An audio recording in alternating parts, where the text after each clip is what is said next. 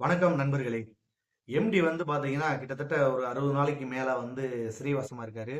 அது சிறைவாசம்னு எடுத்துக்கிட்டாலும் சரி, இல்ல சில பேர் செய்த சதியால் நடந்த வனவாசம்னு எடுத்துக்கிட்டாலும் சரி, அதை விட்டுட்டு வெளியில வர்றப்ப ஒரு மனவாசத்தோட அவர் வருவாரு. அப்ப வந்து பல விஷயங்கள் அவர் பண்றதுக்கு வாய்ப்பு இருக்கு. எப்படிடா பல விஷயங்கள் பண்றதுக்கு வாய்ப்பு இருக்கு அப்படின்னு கேட்டீங்கன்னா, அவர் வந்து ஒரு ஏ பிளஸ் கேட்டகரியிலோ இந்த மாதிரி இதுலயோ போய் அவர் இருந்திருந்தாருன்னா சொகுசான ஒரு வாழ்க்கையில வாழ்ந்திருக்கலாம்.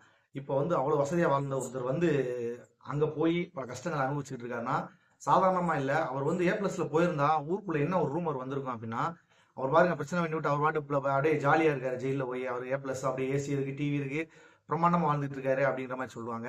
ஆனா அப்படியெல்லாம் ஒரு பேச்சு வந்துடக்கூடாதுன்றதுக்காக கூட அவர் இருக்கலாம். அப்படியே கூட வச்சுக்கலாம், அப்படியே வச்சுக்கலாம், சுயநலமா இப்ப இருக்கான்னு வச்சுக்கலாம். அவர் வந்து ஒரு சாதாரண ஒரு இதுல வந்து சாதாரண ஒரு கைதி மாதிரி தான் உள்ள இருக்காரு. ஆனா சிறையில இருக்கிற அந்த 60 நாட்களுமே வந்து அவர் சும்மாவே இருக்க மாட்டாரு.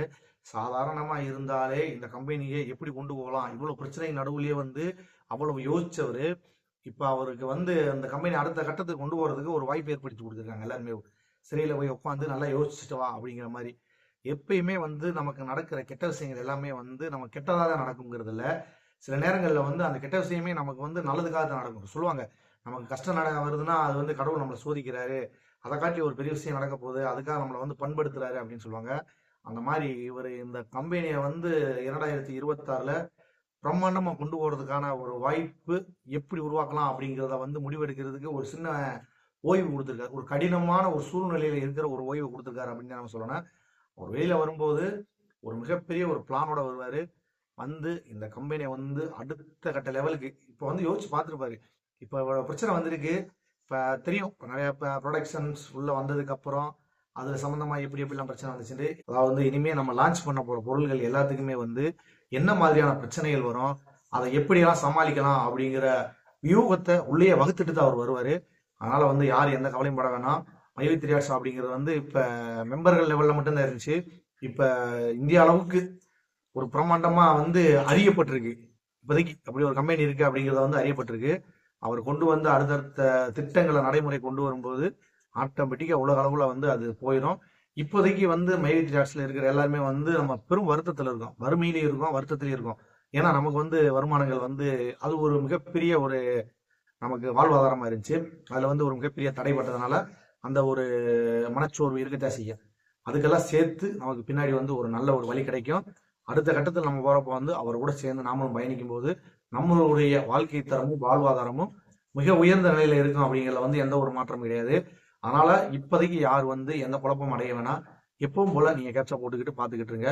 இருக்கும் வருத்தங்கள் இல்லைன்னா யாருமே சொல்ல முடியாது. உங்க கோபம் உங்க வருத்தம் எல்லாமே தெரியும். அது சில பேர்லாம் வந்து கண்ணீர் விட்டுலாம் சொல்லியிருக்கீங்க.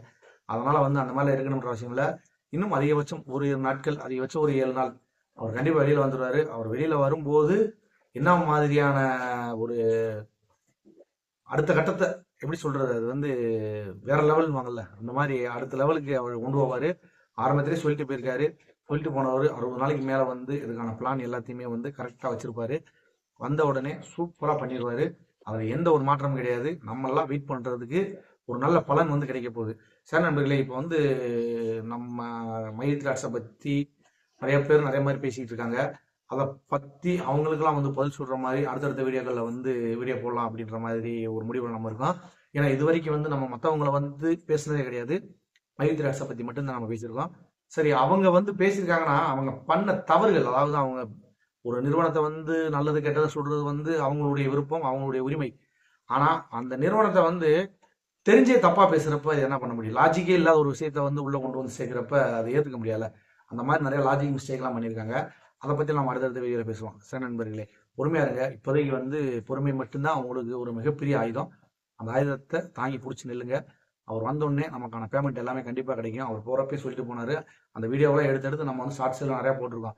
என்ன வேணாலும் பண்ணுங்க, உங்களுக்கு வந்த உடனே நாங்கள் உங்களுக்கு எவ்வளவு பேமெண்ட் இருக்கோ அந்த பேமெண்ட்டை நான் திருப்பி தருவேன் அப்படின்றத வந்து அவர் சொல்லிட்டு தான் போனாரு. அதனால யாரும் பயப்பட வேணாம்.